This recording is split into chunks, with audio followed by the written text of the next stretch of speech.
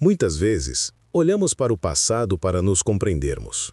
Esta noite, voltamos a nossa atenção para o ano de 1849 e para a solene história do Dr. George Parkman. É um caso que nos recorda que por detrás dos registros históricos existem pessoas reais, cujas vidas foram irrevogavelmente alteradas pelos acontecimentos que ocorreram. Esta é a sua história, da melhor forma que pode ser contada. No outono de 1849, Boston, Massachusetts, era uma cidade de fortes contrastes. Um centro de progresso intelectual e fervor abolicionista, mas governada por uma estrutura social rígida e quase impenetrável. No topo desta sociedade estavam os Brahmanes de Boston, uma classe de famílias ricas, educadas e poderosas.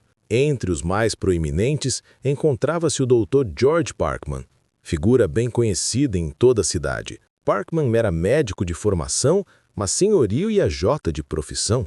Era um benfeitor significativo da Universidade de Harvard, e a sua riqueza e influência estavam entrelaçadas na própria estrutura da cidade. Nesta mesma esfera acadêmica, embora numa situação financeira diferente, encontrava-se o Dr. John White Webster. Formado em Harvard, Webster ocupava o estimado cargo de professor Irving de Química e Mineralogia na Faculdade de Medicina de Harvard. Era um professor respeitado e um homem que desfrutava do conforto de uma elevada posição social, embora os seus meios para sustentá-la fossem precários. A ligação entre estes dois homens de Harvard não era de amizade universitária, mas sim financeira. O professor Webster, num esforço para manter um estilo de vida condizente com a sua posição, tinha se endividado significativamente. Alguns anos antes, em 1842, tinha recorrido ao Dr. Parkman para um empréstimo substancial, garantindo-o com uma hipoteca sobre seus bens pessoais, incluindo uma valiosa coleção de minerais. Em 1849, a dívida, com juros, tinha aumentado para uma soma considerável. O Dr. Parkman, apesar da sua filantropia, era conhecido por ser um credor exigente e implacável. Não era homem de perdoar uma dívida, independentemente da posição social do devedor. Nas semanas que antecederam novembro de 1849, Parkman tinha aumentado a sua pressão sobre Webster, exigindo o reembolso. Esta pressão financeira era uma grave ameaça para o professor Webster. Ter a sua insolvência financeira exposta significaria a ruína social, um destino que na sociedade rígida de Boston do século XIX era considerado por muitos pior do que a própria morte. O professor estava encurralado entre as exigências do seu credor e a fragilidade de sua reputação. Na sexta-feira, 23 de novembro de 1849, um dia de outono frio, mas limpo, o Dr. George Parkman saiu da sua casa na Walnut Street com um propósito específico. Tinha um encontro marcado com o professor Webster na Faculdade de Medicina de Harvard, na North Grove Street. O objetivo do encontro era claro: a cobrança de um pagamento há muito em atraso. Testemunhas viram o Dr. Parkman, alto, magro e instantaneamente reconhecível, a caminhar com determinação em direção à faculdade naquela tarde. Foi visto a entrar no edifício pouco antes das 2 horas, e depois desapareceu. Quando o Dr. Parkman não regressou à casa para jantar, a sua família ficou preocupada. Ele era um homem de hábitos precisos, e tal desvio era inédito. Ao anoitecer, uma preocupação silenciosa se transformou em uma busca frenética. A família notificou a polícia e, em breve, a cidade de Boston foi alertada para o desaparecimento de um dos seus cidadãos mais famosos. Foram impressos panfletos, oferecidas recompensas e dragados os canais da cidade. Mas os dias passavam sem qualquer sinal do Dr. George Parkman. Era como se ele tivesse simplesmente deixado de existir depois de passar pelas portas da Faculdade de Medicina. À medida que a busca por toda a cidade se intensificava, as suspeitas começaram a formar-se dentro das próprias paredes da faculdade. O zelador do edifício, um homem chamado Ephraim Littlefield, tinha uma perspectiva única. Ele trabalhava e vivia com a sua família na cave da faculdade, diretamente abaixo dos laboratórios do professor Webster. Littlefield observou o comportamento do seu superior nos dias seguintes ao desaparecimento de Parkman e achou-o profundamente perturbador. Notou que o professor tinha trancado as portas do seu laboratório, uma prática altamente invulgar. Sentiu um calor intenso e radiante vindo da fornalha do laboratório que Webster mantinha acesa a todas as horas. O professor, normalmente bastante reservado, também tinha feito perguntas estranhas, perguntando a Littlefield se ele tinha visto o Dr. Parkman. A somar à suspeita de Littlefield estava a grande recompensa oferecida pela família Parkman por qualquer informação que levasse ao paradeiro do médico. Motivado por uma mistura de preocupação genuína e pela perspectiva de ganho financeiro, Littlefield começou a observar o professor Webster com um olhar cada vez mais crítico, convencido de que as respostas para o mistério estavam algures dentro do laboratório selado do professor. Convencido de que o professor Webster escondia um segredo terrível, Ephraim Littlefield decidiu descobri-lo por si mesmo.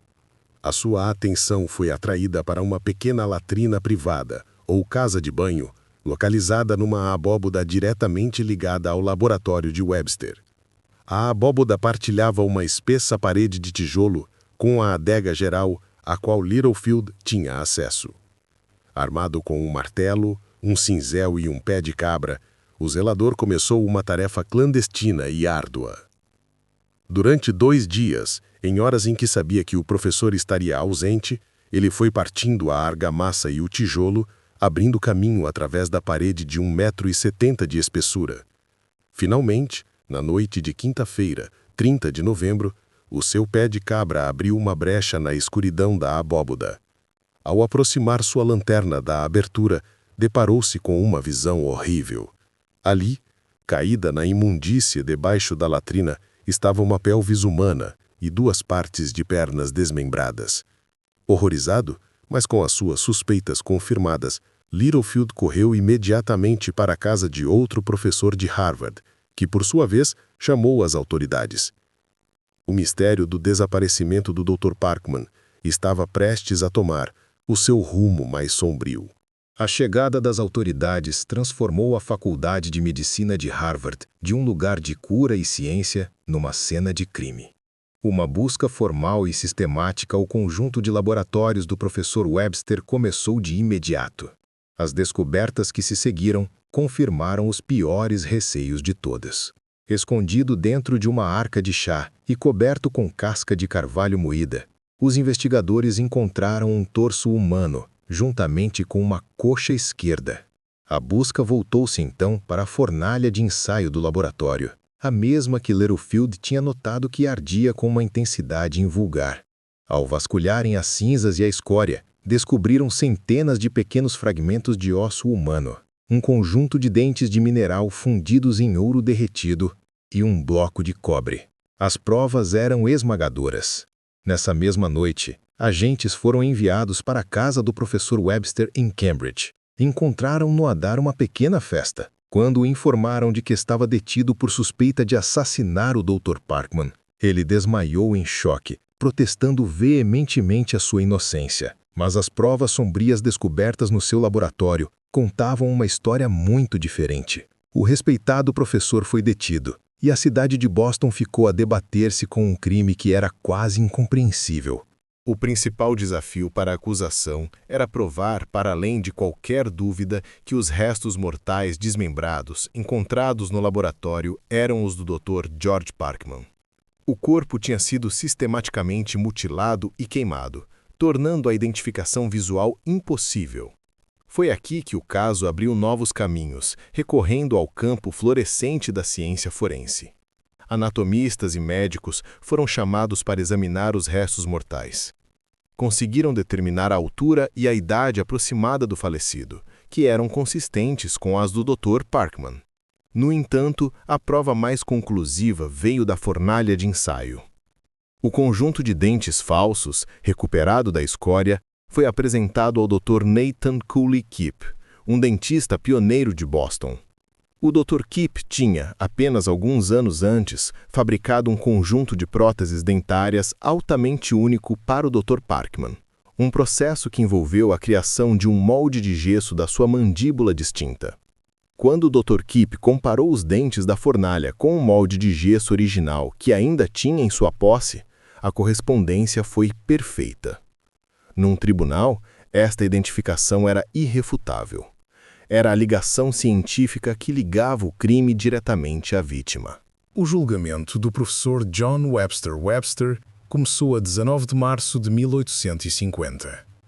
Foi o espetáculo legal da época, atraindo multidões e uma cobertura jornalística intensa de todo o país e até da Europa. A acusação, liderada pelo Procurador-Geral de Massachusetts, John Clifford, construiu metodicamente o seu caso sobre uma base sólida de provas circunstanciais. Apresentaram o claro motivo financeiro, detalhando a dívida que Webster tinha e a pressão que Parkman estava a exercer. Chamaram testemunhas que situaram Parkman na faculdade no dia em que desapareceu. Ephraim Littlefield forneceu o seu testemunho condenatório sobre as ações suspeitas do professor. Finalmente, a acusação apresentou as provas científicas incontestáveis, a análise anatómica e, de forma mais crucial, a identificação dentária pelo Dr. Kip. A equipa de defesa de Webster estava em grande desvantagem. Tentaram retratar o seu cliente como um pacato homem de família, incapaz de um ato tão brutal. Atacaram a credibilidade do zelador, Ephraim Littlefield, pintando-o como um caçador de recompensas ganancioso. Argumentaram que a cadeia de provas era fraca e que a identidade dos restos mortais não podia ser estabelecida com certeza absoluta. Mas contra o peso das provas forenses, os seus argumentos tiveram dificuldade em ganhar força. Após 11 dias de depoimentos, o caso foi entregue ao júri. Deliberaram por menos de 3 horas. Quando regressaram, o porta-voz do júri proferiu o veredito: culpado de homicídio. O professor Webster, ao ouvir a palavra, desabou na sua cadeira com o rosto a ser uma máscara de desespero. Foi subsequentemente condenado a ser executado por enforcamento. Durante semanas após o veredito, Webster manteve a sua inocência. No entanto, à medida que a data da sua execução se aproximava, a sua determinação desmoronou-se.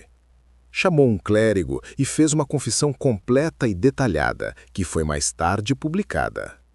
Nela, descreveu os acontecimentos de 23 de novembro. Afirmou que o Dr. Parkman se tinha tornado agressivo e insultuoso durante a discussão sobre a dívida. Num acesso de raiva, Webster disse que agarrou num pesado pedaço de lenha e atingiu Parkman na cabeça com um único golpe fatal. Em pânico, arrastou o corpo para o seu laboratório privado. Depois, ao longo dos 2 dias seguintes, impulsionado por um medo desesperado de ser descoberto, o professor de química usou seus conhecimentos científicos para realizar a tarefa macabra de desmembrar o corpo e tentar destruí-lo na sua fornalha e latrina. A 30 de agosto de 1850, John White Webster foi executado no pátio da prisão de Leverett Street. O caso foi um marco na história da jurisprudência americana. Tornou-se um dos primeiros e mais famosos julgamentos a depender fortemente de provas forenses e científicas, particularmente no campo da odontologia forense. A identificação positiva feita através dos registros dentários do Dr. Parkman estabeleceu um precedente legal que ainda hoje é referenciado. A história de 2 homens proeminentes, um vítima de violência e outro seu autor, serviu como um sério lembrete de que a riqueza e a educação não eram barreiras aos aspectos mais sombrios da natureza humana. Obrigado por terem passado este tempo conosco. Refletir sobre estes acontecimentos passados é uma forma de recordar os indivíduos envolvidos e o impacto que as suas histórias tiveram nas suas comunidades. Se tiverem alguma reflexão sobre o caso de hoje, convidamos vocês a partilhá-la respeitosamente nos comentários abaixo. Esperamos que se juntem a nós novamente para o nosso próximo caso de crime real.